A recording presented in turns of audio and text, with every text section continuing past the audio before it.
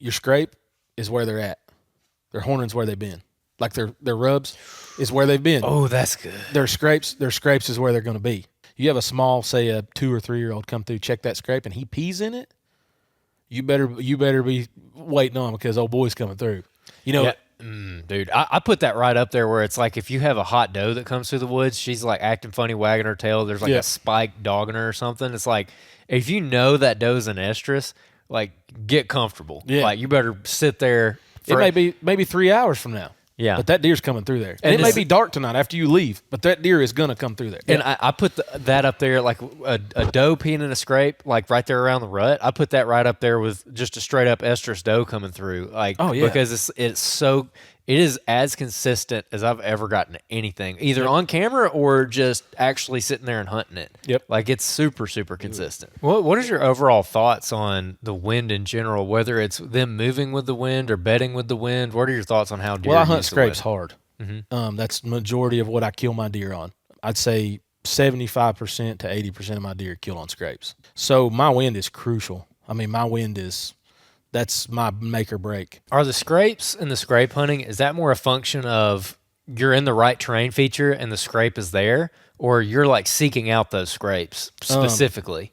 If I go to the terrain feature and the scrape's there, you know what I mean? Like if I go there and that scrape's there, like I thought in my brain it should be, then I know. Then it's got a camera. You know, and then do you ever walk up to those terrain features where there should be a scrape and you don't find one and you're like, I'm going? Yeah, 8 times out of 10. Okay. You know, I mean, it's just that vast here. You know, you walk to those points, you walk to those ridges, and it's not there. It's just not there. So it's almost like not even worth putting a mock scrape there because the deer just aren't using it. If the deer were there, they'd be having a scrape there. And you might find some deer trails and, you know, in spots like that. But, like, I'm not huge on mock scrapes. I mean, I like to use existing scrapes. I have used mock scrapes, but I really like existing scrapes just for the fact of that deer's been there before. I like to act like it's just kind of like the Troy Bottinger thought of it is I want to be the intruder buck or whatever you want to call it. I want him to pique his interest on why someone else is cleaning my scrape out. And I'm just like him, dude. I wear the gloves. I'm pretty weird about them. You know what I mean? Like I will go like 30 yards out of my way to change the batteries in them just because on my cameras and stuff, just because it spooks me out. I don't want to walk on the trail I think he's going to walk on. So. And are you using like scents or anything with those scrapes? Yep. Do you use buck fever synthetics? I figured. Yep, I do. I mix my own little jam up, and it does pretty good. So the next thing I want to talk about when it comes to scrapes is, which by the way, I got some awesome videos this past summer of bucks full velvet work. I mean, just tearing up a licking branch, full velvet in August. And another thing about the scrapes is scrapes are like my passion. I love scrapes. I love hunting scrapes. And you see a lot of people like kind of, I don't know, struggle with them.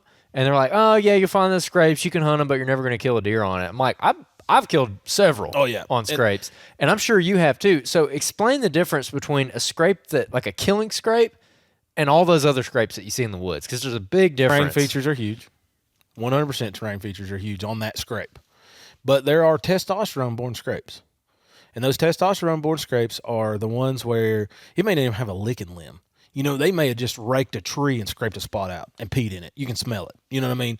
And like I was talking about that deer coming through, that's what he was doing. Those scrapes he was cleaning on top of the ridges were not scrapes. Like he was just making scrapes walking out that ridge because he was jacked. Now, this scrape that like the scrape I'm talking about hunting, it's in the cover. It's almost impenetrable. Like I was talking about trying to kill this deer, it was so thick that I could see pieces and parts of the deer. I couldn't, you know what I mean? I had to wait for him to clear stuff before I could shoot him. I think that your cover on that scrape, like, you know, I'm sure you guys, like in pine thickets and stuff, you've been walking through like longleaf pine thickets and you hit those openings in them. I used to hunt, we used to have a place in Raleigh. So it's a lot of the same, you know, them longleaf pine thickets, and then you get those break opens in them because they're impenetrable. You're bumping all sorts of deer trying to get to those spots. And I think it's the same thing with the mountain deer is you find scrapes in rhododendron. You find scrapes that's been there for a long time in those rhododendron thickets. And they're, like I was talking about earlier about the terrain features in them. But like, again, can you kill that deer there? You have to be sitting on the ground. and I killed one with a muzzleloader like that. Thought it was a lot better deer than it was. No slouch, 16, 17-inch wide, 8 point, solid deer. But I had to shoot him in the throat patch because it was so thick. And when he got in there, I thought when I was looking at that scrape, I knew deer had been using that scrape. Like it got to the point, and this was in October. That's when our muzzleload season was in October. A lot of people ain't hunting scrapes then. But I had found acorns dropping in this laurel thicket, one opening in this laurel thicket, and there was a scrape in there. And it had dirt thrown on top of the leaves. The fresh, the yellow and orange leaves that are falling, there's dirt on top of that. And I'm like, oh, didn't even put a camera on it. It was that hot. Literally went in there the next day with a muzzleloader. After work, went in there, sat down, and within 20 minutes, I killed that deer. And I thought it was a lot better deer than it was. Like I said, that part of it doesn't matter to me, but that showed me right there that those thick cover scrapes, that's where it's at. I mean, it is. You find those scrapes on tops of ridges. You find those scrapes in old logging roads, talking about logging roads and stuff. But unless it has that cover and that deer feels like he's safe when he goes to it, whether he's checking it downwind or whether he's going dead to that scrape, that cover part of things or edge or, his safety that's where it comes from. It's the safety part of things. Yeah, and I call them little basketball scrapes, like what you find down a logging road, where they're about the size of a basketball, and there might be 3 or 4 of them. We have talked to guys who key in on those successfully. Drew Atkinson from Arkansas is one of them. But most people are targeting those community scrapes or primary scrapes, like whatever you want to call them. There's a lot of different terms that people kind of throw around, and for me, it's always seemed like it's just in like that perfect spot, kind of like you're talking about. It's in the cover.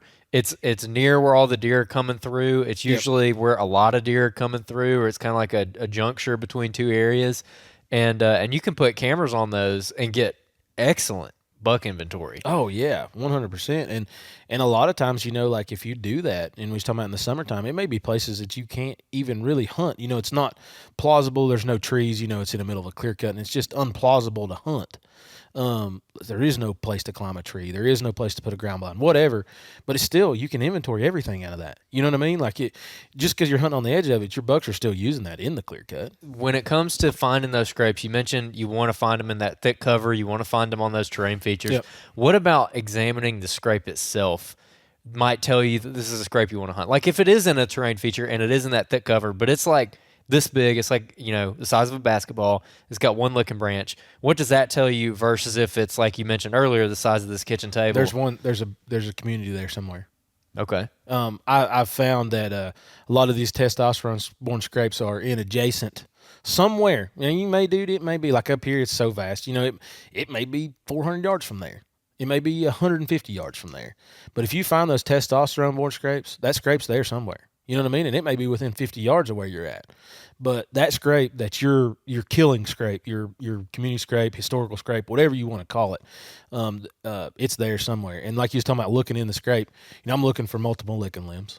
I'm looking for not just multiple licking limbs. I'm looking for wrung off licking limbs. I'm looking for the ground pawed to roots. I'm looking for I have a scrape. So when I was talking about it's like this size, it's such a big scrape. It kind of makes like a U shape around that beech tree. So I say it's one scrape, but it might be 2 scrapes that morphed into one. You know what I mean? But it doesn't matter. It's so weird. You can go in there anytime there you want to. And, most of the time in this time of year, they won't paw the ground, but I've got videos of them doing it. I have videos of them stretched out peeing in them in April. Whether that makes, I don't know why they're doing it. I'm not a biologist and I don't know why they do things that they do. But, the licking limb is 90% of the time what they hit. Big velvet bucks hitting licking limbs. And like they say, it's an inventory thing for them too, just like it is for us. They want to know what other buck is in that area.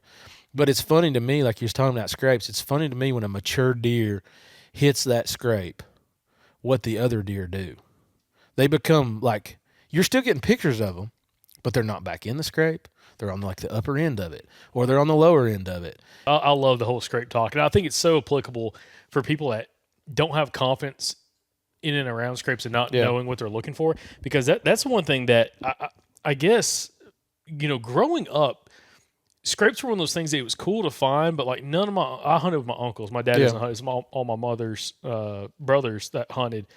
and they didn't really care about scrapes. Like they'd throw a camera up on it or something when Yeah. cell camera trail camera started coming out, but it wasn't like a big factor for them at all. But it was always like growing up, like, man, you just can't kill a deer over scrape. But I think the reason why is the guys that were doing it, because I know guys that were doing it back in the 80s and 90s, Yeah.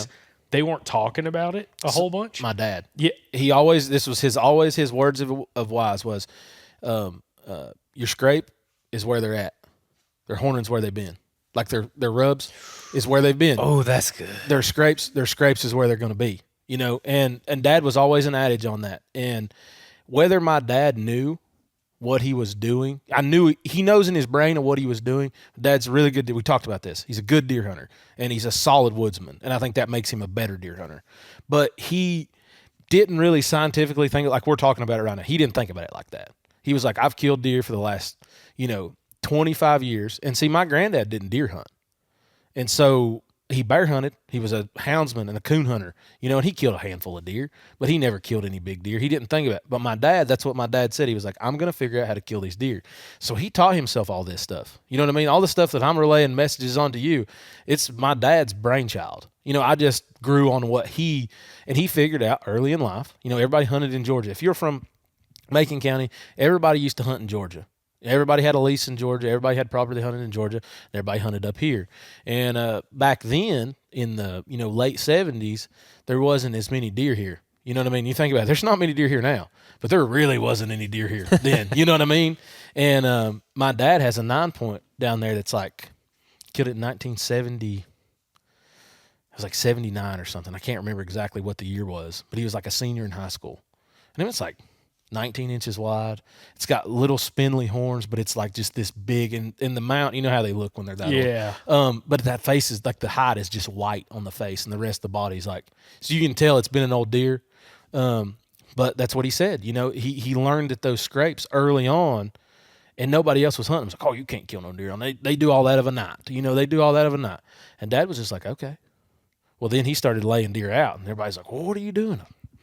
I ain't doing nothing different than you guys are. You know what I mean? But that's what he was doing. You know what I mean?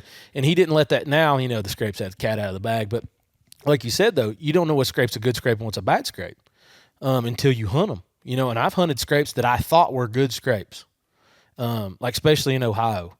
I hate to keep going back to Ohio, but southern Ohio, it's mountainous. I mean, I don't know if you guys have ever been there, but it's pretty rough. It's not like our mountains, but it's mountainous.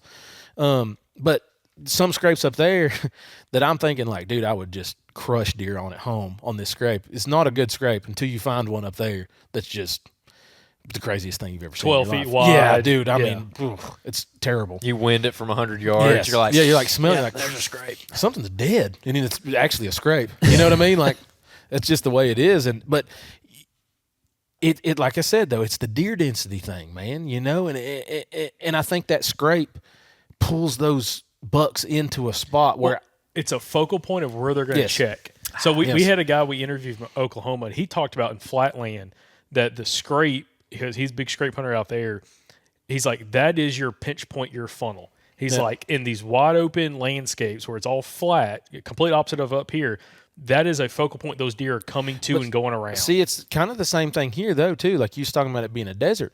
So, just because we have terrain features and just because we have low gaps and saddles and benches and those kind of things and what they talk about funnels, your deer still have to be there. You know what I mean? Like you still have to have the deer there. Well, our deer densities are so low that even though you have all these terrain features and everything, you still have to have that center spot for them to use that terrain feature. Just because there's a saddle there doesn't mean there's a deer going to walk through it. Just because there's a bench there doesn't mean he's going to put scrapes in that bench. It's just you still have to have that focal point of why that deer is using that saddle or why he's using that face or why he's using that laurel thicket, why he's doing the things that he's doing.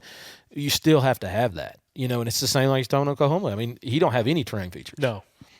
But we might as well not have any terrain features if you don't have the deer. If you don't have the sign and you don't have the scrape, and you're peeing in the wind. Yeah, it doesn't matter.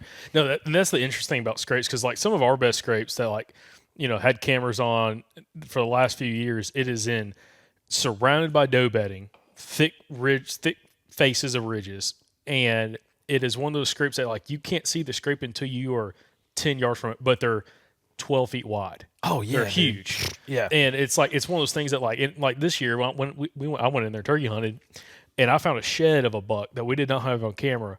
That if he made it, is going to be a Hammer. freaking hammer, dude. Big split G2. It's a 5-point side with a split G2, heavy mass, and I'm like, it was laying there 30 yards from the scrape, and our camera died before before they shed. That's terrible. So we didn't have any images of that deer. Never had that deer on camera, but they are in very thick, isolated spots where there's kind of some open woods around it. But these thick areas, these deer are moving through like on camera at all points of the day. You start getting to like late pre-rut, early rut, and there are bucks in there during windows of time at all points of the day, and you'll have like that window where there's a 3-day period, 4-day period, and there'll be 7 or 8 mature bucks come up and show up. Now, it's a lot higher deer density here than you're dealing with here, but they just show up, go chase some does, get on some does. They kind of disappear for a week or two, and they're kind of coming back again and kind of checking They the cycle through. Yeah. Kind of like what you're talking Yeah, about here. like I said, I say migration, and I tongue in cheek on that because I don't know that. But I've just noticed from running as many cameras as I run, it's like my deer they just disappear. You know what I mean? For like 5, 6, 7, 8 days, they're just gone. There's no deer. There's no nothing. And you're going from like what you was talking about.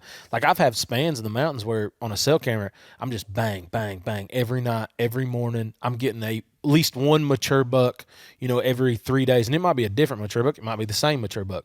But I'm getting those bam, bam, bam, bam, bam. And then dude, you ain't getting nothing. It's all dead. And see, that gives me, just because that deer, if I have a picture of him and I know he's there, I've seen his sign, I have one picture of him. Like I was talking about this migration thing, and I think that's what's changed things with the cell camera part of things. So whenever that happens and those deer leave, and my camera goes dead for 4 or 5 days, whatever it does.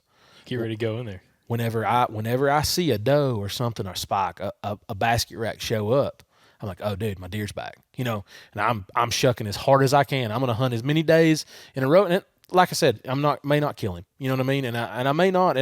But if my deer are there, I stand that much. If I'm getting pictures of deer, whether they're does or small bucks, stuff I wouldn't even kill, I'm still going in there because is that opportunity that he is going to come through. Oh, yeah. Just like years of running cameras on these scrapes now, it's like if you have a doe come through and pee in that scrape, yep, you better be there within the next 24 to 48 hours. Yep. Because they're going to come through. Even had does, whenever they're in that pre-rut where they're trying to span stuff out and they're trying to figure out their pecking order, you have a small buck come through there. Within, I don't know how yours is, you have a small, say a 2 or 3 year old come through, check that scrape, and he pees in it, you better be waiting on because old boy's coming through. Yeah. Dude, I put that right up there where it's like if you have a hot doe that comes through the woods, she's like acting funny, wagging her tail. There's like a spike dogging her or something. It's like if you know that doe's an estrus, like get comfortable. Yeah. Like you better sit there. It may be maybe 3 hours from now. Yeah. But that deer's coming through there. And it may be dark tonight after you leave, but that deer is going to come through there. And I put that up there like a doe peeing in a scrape, like right there around the rut. I put that right up there with just a straight up estrus doe coming through. Like, oh, yeah. Because it is as consistent as I've ever gotten anything, either on camera or just actually sitting there and hunting it. Yep. Like it's super, super consistent.